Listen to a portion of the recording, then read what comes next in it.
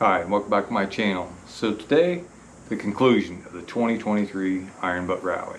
So if you want to hear my conclusion, stick around. Okay, in this video I'm going to try to cover some of the topics that were asked. I'm going to answer some of the questions that were asked. In this video I'm trying to answer some of the questions that were asked and give my full-on opinion on was it worth it, would I do it again, what did I really think. So, hotels that the IBR chose were phenomenal. They really took care of us. The food that they provided for us, like at the starting on Friday, they provided us breakfast and dinner Friday, Saturday, and Sunday. And then at the finish, they provide us a really good banquet dinner.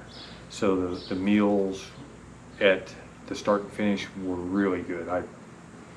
Top notch.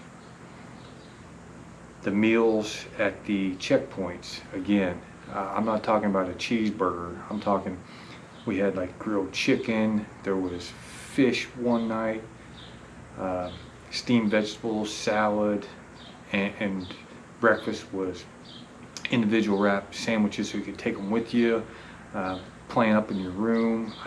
Well thought out, and they did a really good job for us. Plenty of bananas and fruit, just very good, very good. The biggest lesson I learned is you got to be honest with yourself. Can you ride 1,000 miles a day for 11 days in the heat, in the rain, in the cold? Can you do that? With the added pressure of knowing that if you don't make it to a checkpoint or whatever, you're going to be DQ'd. So that weighs on your mind. When you plan your route, I suggest you plan multiple routes. Compare the two. What makes the difference? If I go south, I'm going to deal with heat and I'm going to score X amount of points. If I go north, I'm going to have cooler temperatures, may have rain, may have whatever, and I'm going to score X amount of points. Look at all the options, okay? A buddy of mine told me we were at a place together, and I said, man, I haven't seen anyone hardly all day. And he says, if you don't see people at your bonuses, you're either a genius or an idiot. You'll find that out of scoring. So he's right. If you're the only guy there all the time, you chose a route no one else saw. So hotels otherwise, my plan was to ride through the night first right out the gate. So I wasn't going to hotel every night. Matter of fact, other than the checkpoints, I only had 3 hotels. One in South Carolina, one in Tennessee, and one in California. Oh, I'm sorry, 4. One in Arizona, because I had to wait on a bonus. So I only had 4 hotels. My favorite place to sleep was rest areas. They have benches, they have picnic tables, they have bare ground. I use a cot. It sets up super fast and I can sleep anywhere. So rest areas were my #1 choice. They do not want us sleeping private property, aka the barn dominiums at Home Depot and Lowe's. So rest areas work very well for me. You can go in there and brush your teeth, restroom, whatever. Some of the out of the way places have those little picnic roadside areas. Those work very well. Don't pack too much stuff. Be realistic with what you need, and that goes from clothes to just junk. You don't need to pack as much stuff as you might think. So pack more water, pack snacks and foods that you can eat on the road, all those things, but don't overpack.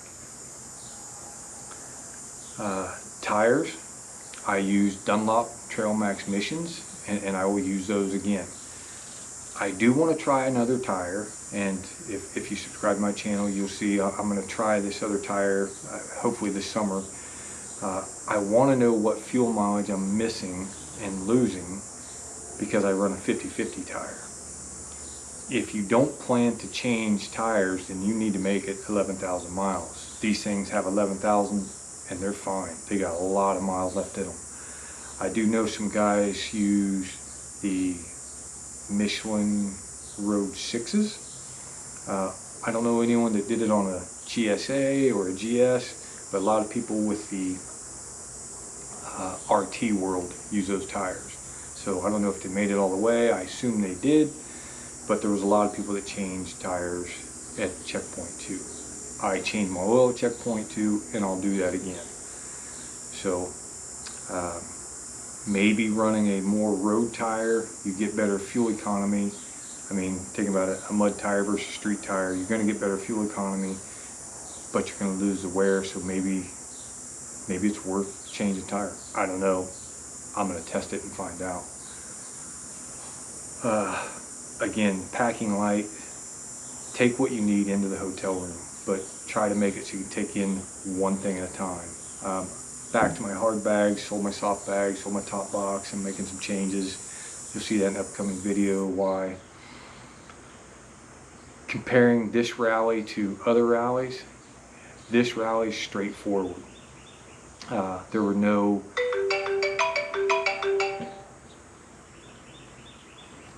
comparing this rally to other rallies, there were no hidden secrets in scoring. There were no riddles I need to solve to figure out the scoring. Very straightforward. Read all the directions. I read leg 1 completely, read everything. I assumed the point values for brakes were the same in legs 2 and legs 3. They were not.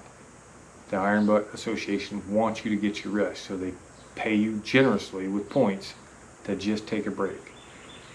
I woke up with that fear, I gotta go, I gotta go, I gotta go. I had slept 4 hours, felt good, but my body wasn't recovered. If I would have just stayed and rested and recovered, I would have been much better off. Scored more points, got more rest, recovered better. I failed on all 3 of those. So read and understand everything in the rally. Toward the end, looking at the distance I had to travel and the time I had, I made a decision to turn. I had an issue with the bike, so that was the right decision for me. I was pretty bummed, but it was the right decision. I was protecting my 3-digit number. Speaking of 3-digit numbers, so when I started the rally, I think my number was 57,040. That was my Iron Butt Association number, right? 57,000. Finish the Iron Butt rally. As a finisher, you get a 3-digit number. So we're all waiting. I think 2021 ended in that 648-ish range. So we knew the infamous number 666 was going to come into play. I got a call just a few days ago from the Iron Butt Association, and they told me that I was number 666. And they offered to give me a pass on that if I wanted. They told me to think about it, so I did. Later that evening, I shot Lisa Landry a text and said, I graciously accept that number. That's the number I earned. It's not etched in my brain. It wasn't tattooed on me. I might tattoo it on me. I don't know. I'm not offended by the name of your football team or any of that stuff, right? So I am number Iron Butt Association 666, and I'm going to wear it proudly. So think about that. 40 years of Iron Butt Rally, and there's less than 700 people have finished. That's crazy. Big thing here, cost. What did it cost? So, I have right at $2,000 in hotel fees, and that's steep. I added 300 to the start because I was there much earlier than needed to be, so you could shave that down.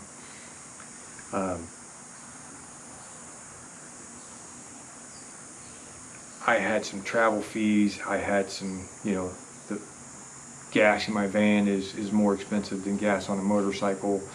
During the rally, 2,000 hotel fees and another 2,000 between fuel and food and stuff on the ride itself. So $4 grand, $2,500 in entry fee, and that does not cover anything on tires or oil changes. Is it a lot of money? Sure. Was it worth it? Absolutely. Will I do it again? I sure hope I get drawn in 2025. I sure hope so.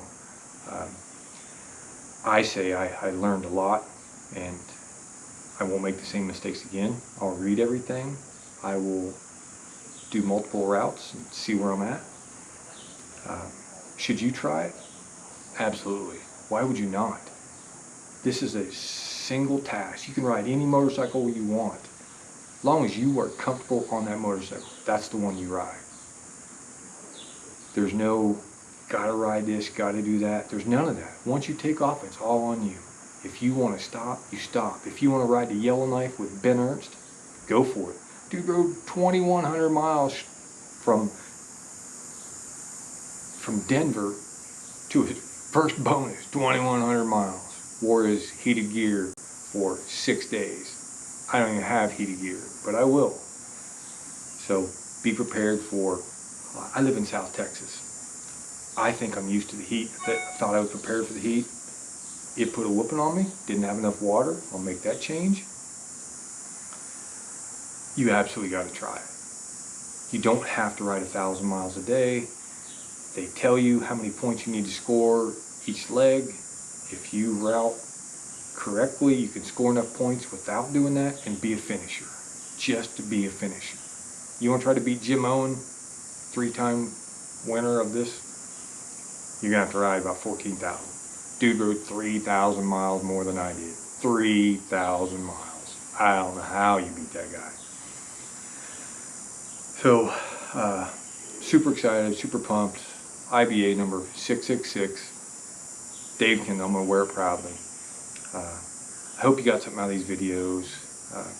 Wish I could film more during the rally, but you just don't have that time. If you have any more questions or something, hit me up below. I'll answer whatever I can. I'll tell you whatever I can. And stay tuned for other videos where I show you how I fix the issues I had. Alright, thanks for watching. Have a great day. Be safe.